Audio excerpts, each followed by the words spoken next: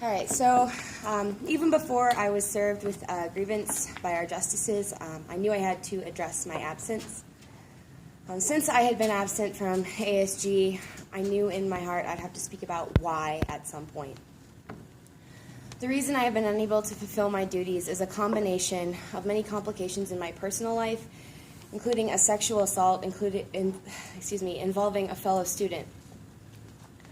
I have always had the resolve to stay strong, but I've needed to give up the great fight for a while. I love Colorado Mesa University, and I wish so bad I could stay here and give my heart and soul to this school and my life here. But clearly, I cannot serve my community when I am broken. My grades, I've been able to salvage, but I really feel like here in ASG is where I let myself and others down the most. Student government is something I have cherished since grade school, and this was my first semester here, and I was just learning what it meant to govern over a significantly sized student population with efficiency and professionalism. I am not sure in what way the universe works its mysteries, but I think instead of just letting this crushing defeat get the better of me, I am meant to leave you with something more than just collegiate politics, a humanitarian issue that is at the core of all college campuses. It isn't always like in the movies, and it isn't always like TV. And some would like to entertain the idea that there are two kinds of rape, one where a girl would be asking for it and one where she wouldn't be. And if that were the case, that would mean there are two kinds of rapists. Even though one of those two kinds gets a slap on the wrist and told boys will be boys and the others go to jail, gentlemen, don't be either kind.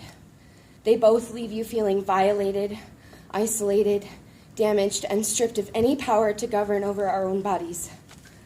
Ladies, this is the unspeakable thing we pretend doesn't happen when no one is looking, even under our own roof.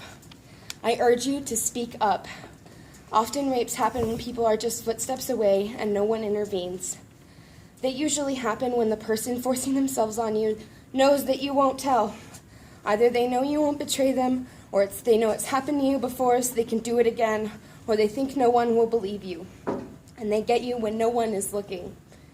Treat your sacred temple as though it were a jewel so that it cannot be taken by thieves.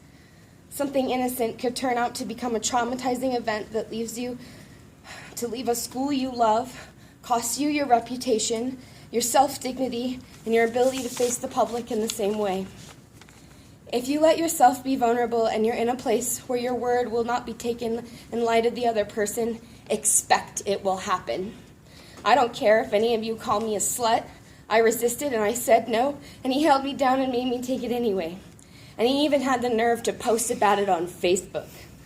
From now on, if you see me around campus a little depressed, you will know why. And if this is the last time addressing this association, I want to make it count. You are the future leaders and businessmen and women of this world. You need to know there are not two kinds of rape. One where she's asking for it and one where she isn't. No means no. So my goal today is that either one, maybe one or a few of you at least, will either be more careful with your behavior and make sure you have consent before you proceed. Speak up when you are assaulted. You men too, because even if the other person isn't gay, it still means you have a case. And it doesn't make you gay, because rape is about power. And 3, to be more sensitive about rape, because you never know if the people within earshot have ever been victims or not. Rape culture is all the stereotypes about there being two kinds of rape. The worst part is that the lesser version of a rapist goes around undetected, and even if you put them before a jury, they'll swear on oath it was consensual, and that they didn't know what they were doing was wrong and unwanted. Gentlemen, and you ladies too, if there is ever a doubt in your mind about consent, stick with no. Not a yes means no, and no means no. Every time. So I hope I clarified some things for you this evening. Thank you all for your time, and it has been an honor to serve my community here at Colorado Mesa University. Thank you.